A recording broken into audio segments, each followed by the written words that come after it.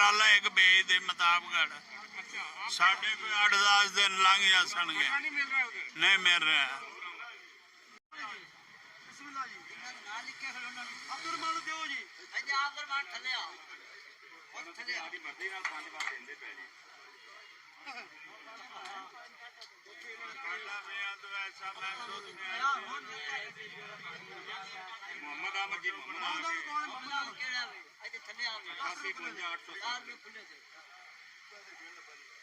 वैसे यार आते जरा कोई नहीं देर ना कराई तो होने लग गया चौके देंदा पिया बकाया सच में ना लिखा ना जी दोस्त देता पिया दोस्त को कहना अगला नाम बोलो जी एक थोड़ा दे 10 किलो दा दे देता हां देता वैसे पूरे हो गए अगला नाम साहब पैसे नाम ना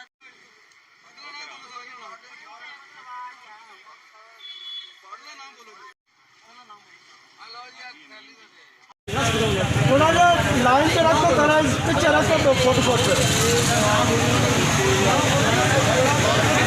ये मेरा साहब पैसा का पट्टी चढ़ी हाँ जी ये चल रहा है मार्च वगैरह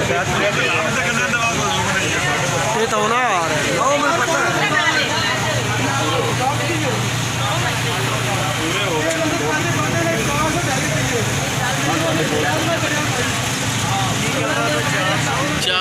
जो है ना अवाम भी कुछ अच्छा काम नहीं कर रही। अवाम को जितना चाहिए उतना ले जाए, लेकिन अवाम भी कह रही कि जितना भी वो इकट्ठा ही करी जाए। तो हमारा आदमी जो है वो रह जाता है, जो अच्छा आदमी है तगड़ा होता है वो अपना स्टॉक शुरू हो जाता है।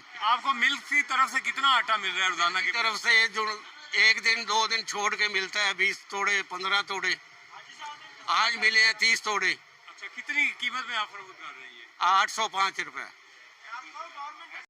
जी नाज़रीन, इस वक्त हम मौजूद हैं हवेली लखा की एक मार्केट में, जहां पर कोरोना वायरस से निपटने के लिए हुकूमती इकदाम पर जो है शहर में मुकम्मल लॉकडाउन है, पब्लिक ट्रांसपोर्ट बंद है, शहर की मुतअद्दिद मार्केटें जो हैं वो बंद हैं। लेकिन हमारी जो आवाम है, हुकूमत संजीदा है लेकिन आवाम जो है मुसलसल गैर संजीदगी का मुजाहरा कर रही है।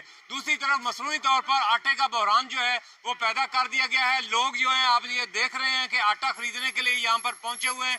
हम एक इधर सुपर स्टोर पर मौजूद हैं जहां पर आटा जो है वो तकसीम किया जा रहा है। हमारे साथ शहर के एक जुम्मेदार डॉक्टर खालिद साहब मौजूद हैं, उनसे हम जानेंगे कि वो आटा के हवाले से हमें क्या तफसीलात देते हैं। जी बताइएगा जी, क्या कहेंगे आप? जी आटा हर जगह मौजूद है, इसकी कोई कमी नहीं है। फी दुकान 50-50 तोड़े जो 20 किलो के हैं और 20 तोड़े जो हैं 10 किलो के हिसाब से दिए जा रहे हैं। 805 रेट है, कोई किल्लत नहीं है, हर आदमी ले रहा है। लेकिन आवाम को चाहिए कि वो जिम्मेदारी का मुजाहरा करें, उन्हें चाहिए कि वो जितनी ज़रूरत है वो ले।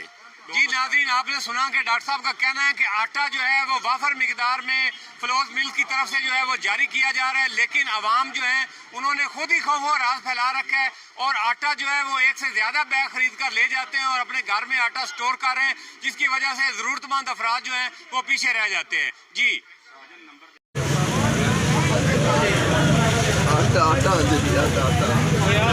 आटा देख लगे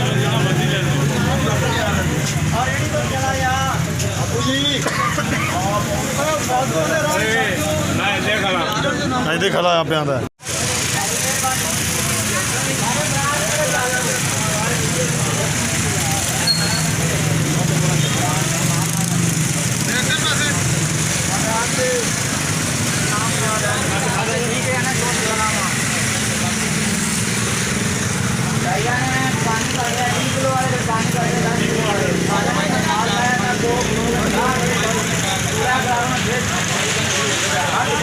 पानी